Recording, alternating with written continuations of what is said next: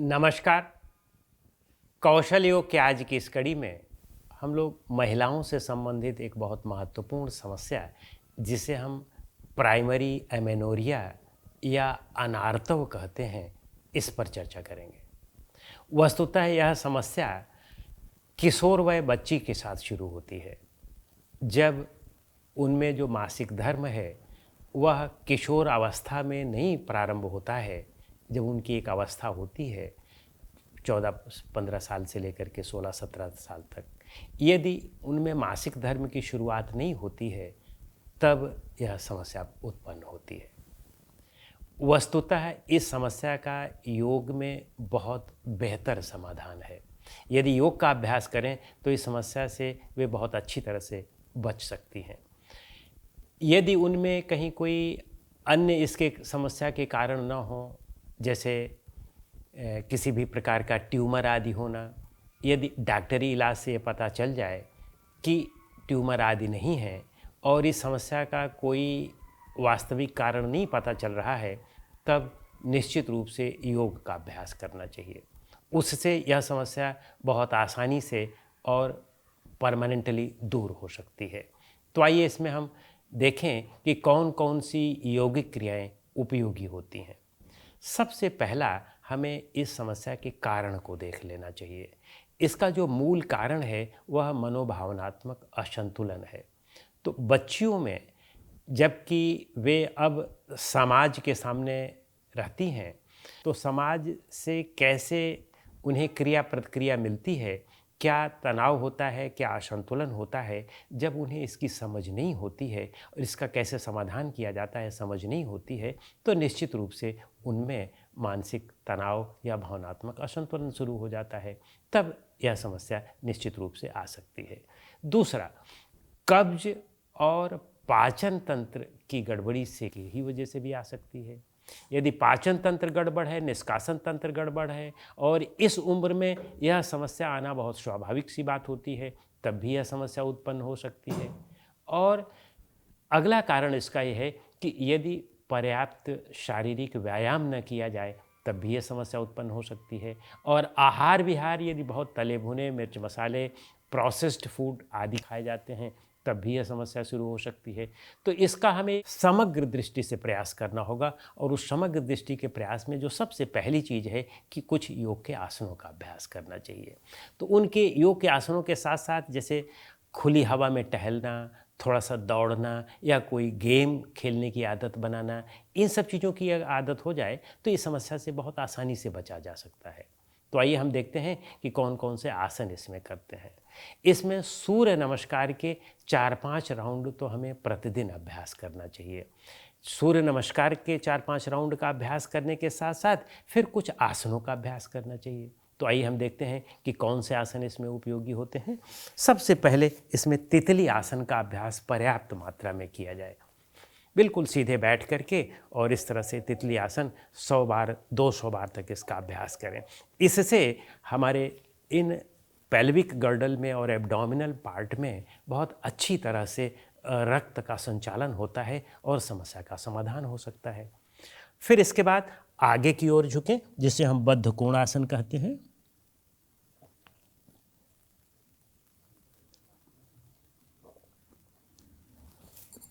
इससे भी यहाँ पर रक्त का संचालन बढ़ सकता है इस अंग में।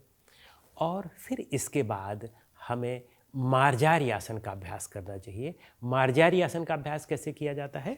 दोनों पैर के घुटनों में गैप कर लें और उतने ही हाथों में गैप कर लें। हमारी जांघें और हाथें ये दोनों बिल्कुल सीधे होने चाहिए। और अब हम अपनी स्पाइन को नीचे की ओर अच्छी तरह से खींचें और सिर को ऊपर ले जाएं।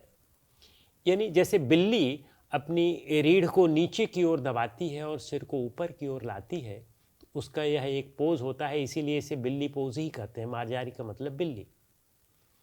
और फिर इसके बाद अपनी रीढ़ को ऊपर की ओर जितना ले जा सकें, लेकिन हाथ और पैर बिल्कुल स्थिर रहें। रीढ़ को ऊपर ले जाएं तो सिर को नीचे लाएं और यह क्रिया बार बार करें, लेकिन हाथ और पैर अछूते रहें। केवल रीढ़ और सिर इधर उधर हो रहे हैं।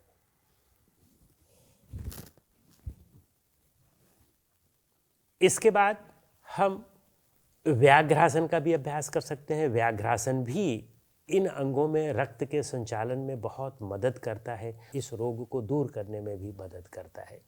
तो व्याघ्रासन कैसे करते हैं?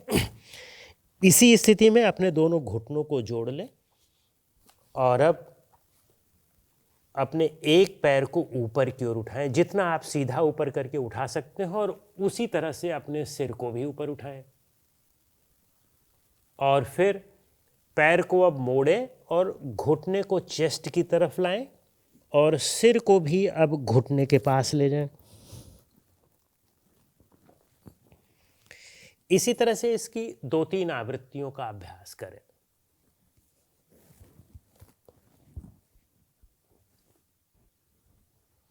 और यही क्रिया अब आप दूसरे पैर से भी कर लें।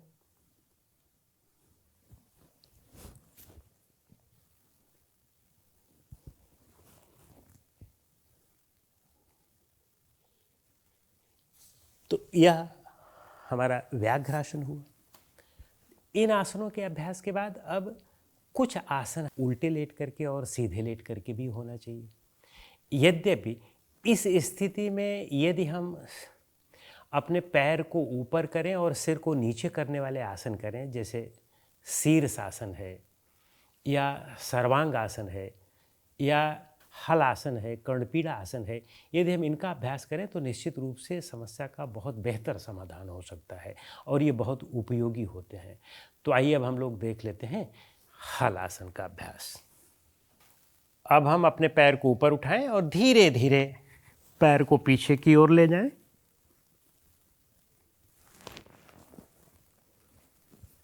घुटना सीधा रखें।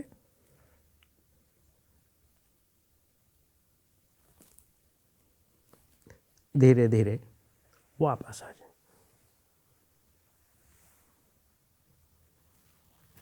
इसमें आसानी से जितना समय तक रुक सकते हो रुकेंगे और फिर इसके बाद हम मत्स्यासन कर लें।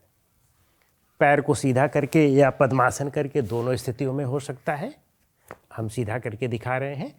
ऐसे करके हाथ को इस तरह से किया और अपने सिर के ऊपरी भाग को जमीन पर रख दिया। रीढ़ आदि जमीन से ऊपर है।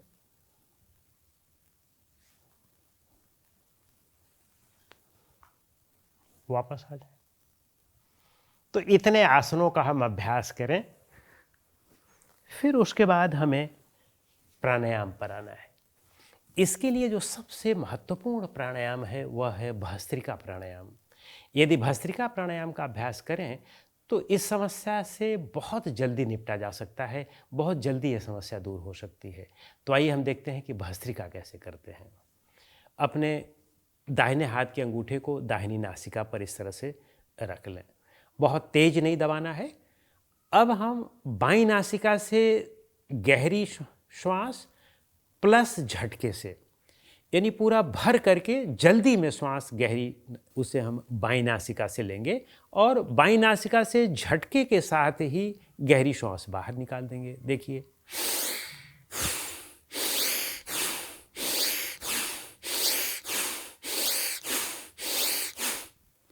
इसका अभ्यास शुरू में 15-20 बार किया जाए, फिर 15-20 बार इसी तरह से दूसरी नासिका से किया जाए। आप इसे बाएं हाथ के अंगूठे से भी बंद कर सकते हैं बाईं नासिका को, या आप दाहिने हाथ के तीसरी उंगली से बंद कर सकते हैं और यही क्रिया करें।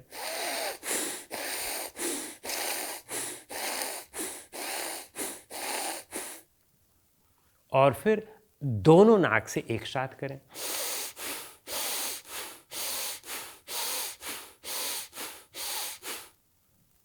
या भी आप उतने ही राउंड करें जितना आपने एक नाक से और दूसरी नाक से किया था। तो यह इसका कुल मिलाकर के एक चक्र हुआ। शुरुआत एक चक्र से करें, फिर धीरे धीरे इसके चक्रों की संख्या बढ़ाते जाएं, लेकिन 4-5 चक्रों से ज़्यादा नहीं करना है। फिर उसके बाद अब हम नाड़ी शोधन का अभ्यास कर लें। नाड़ी शोधन क्या है? नाड़ी शोधन बस दाहिने हाथ के अंगूठे को दाहिनी नासिका पर रखें और लंबी और गहरी श्वास अंदर लें।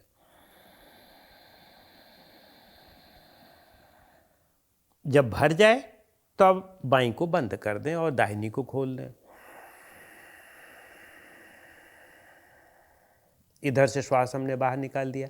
अब जिससे आपने बाहर निकाला है उसी से अंदर ले लें। अंदर आ गई, अब आप दूसरी से बाहर निकाल दें और इसको बंद कर दें।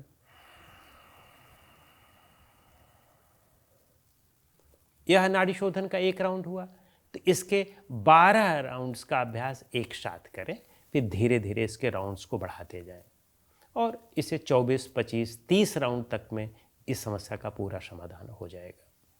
फिर इसके बाद मेडिटेशन और योग निद्रा जरूर करें, क्योंकि वह बच्चा जो बच्चे से अभी बिल्कुल छोटा था, चाइल्ड था, अब वह किशोर अवस्था में जा रहा है, तो उस अवस्था में वह समाज से कैसे जुड़ेगा, समाज के सामाजिक वातावरण में, इस पर्यावरण में कैसे वह अपने आप को एडजस्ट करेगा, इस पर निर्भर करता है। तो बच्चे जल्दी से एडजस्ट नहीं कर पाते हैं, काफ़ी समय लगता है। इस वजह से बहुत तनाव और असंतुलन में वो गुजरते हैं और उससे ये समस्या हो जाती है। उसके लिए ध्यान और योग निद्रा बहुत उपयोगी है। और बच्चों को, आजकल के बच्चों को अपने कैरियर से संबंधित, पढ़ाई से संबंधित अनेक प्रकार के तनाव भी होते हैं, तो उन सब तनावों से कैसे वह निपटे। योग निद्रा और ध्यान के अतिरिक्त दूसरा और कोई सशक्त माध्यम नहीं है कि जिससे समस्या का जड़ से समाधान किया जा सके। यदि आप योग निद्रा या मेडिटेशन करते हैं या दोनों करते हैं तो यह समस्या अस्थायी रूप से इसका समाधान हो सकता है। और केवल इसी के लिए नहीं, इस समस्या के लिए ही नहीं, अपने जीवन की समस्याओं को दूर करने के लिए, जो जीवन में समस्याएं आती हैं उसके लिए जितनी मानसिक क्षमता चाहिए, जितनी मानसिक शक्ति चाहिए, शारीरिक शक्ति चाहिए, वह सब ध्यान से मिल जाती है। नमस्कार।